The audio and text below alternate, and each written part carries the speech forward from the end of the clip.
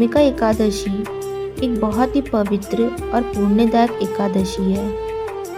यह व्रत रखने से आपके सभी पाप नष्ट हो जाते हैं और भगवान विष्णु अत्यंत प्रसन्न होते हैं। इस कथा में आज हम जानेंगे यह व्रत रखने से क्या क्या महत्व मिलता है, इसकी पूजा विधि क्या है और इसके पीछे की दिव्य कथा।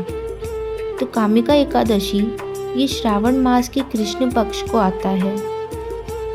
शास्त्रों में वर्णित है कि इस दिन व्रत रखने से सभी पाप नष्ट हो जाते हैं और भगवान विष्णु अत्यंत प्रसन्न होते हैं। यह व्रत पितरों को मोक्ष देता है और जीवन में धन, पुण्य, शांति और भक्ति को बढ़ाता है। भगवान श्री कृष्ण ने अर्जुन से कहा था, हे पार्थ, जो भक्त इस दिन व्रत करता है वह तीर्थों में स्नान, दान और यज्ञ के बराबर फल प्राप्त करता है।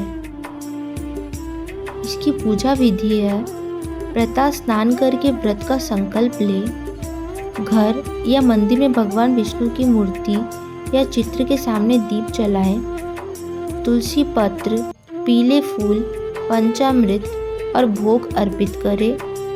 दिन भर व्रत रखे, निर्जला या फलाहार श्री विष्णु सहस्र नाम या ओम नमो भगवते वासुदेवाय इस मंत्र का जाप करें। रात्रि में जागरण करें और श्री हरि की कथा सुने या सुनाएं। अगले दिन द्वादशी को व्रत का पारण करें।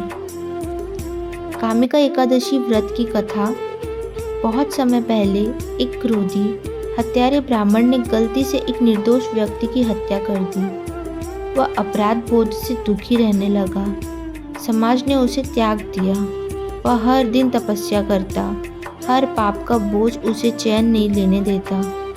एक दिन वह एक संत के पास गया और अपना दुख बताया। संत बोले, हे ब्राह्मण, तुम श्रावण मास की कृष्ण पक्ष को एक कामिका एकादशी का व्रत करो और भगवान विष्णु का भजन पूजन करो। इस व्रत की शक्ति से तुम्हारा पाप नष्ट हो जाएगा।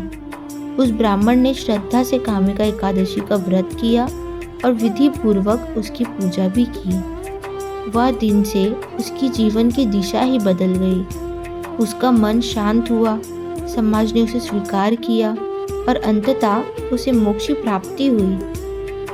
कामिका एकादशी के अनेकों लाभ हैं, जैसे पूर्व जन्मों में पाप नष्ट हो जाते हैं, पितरों को शांति मिलती है, मन में भक्ति भाव बढ़ता है, परिवार में सुख शांति आती है, श्री हरि की कृपा से जीवन में उन्नति होती है। कामिका एकादशी केवल एक व्रत नहीं बल्कि आत्मा की शुद्धि का माध्यम है। भगवान विष्णु की भक्ति से जुड़ने का ये श्रेष्ठ अवसर है। तो आइए इस एकादशी पर हम भी व्रत करें और प्रभु श्री हरि की कृपा के पात्र बने। जय श्री हरि।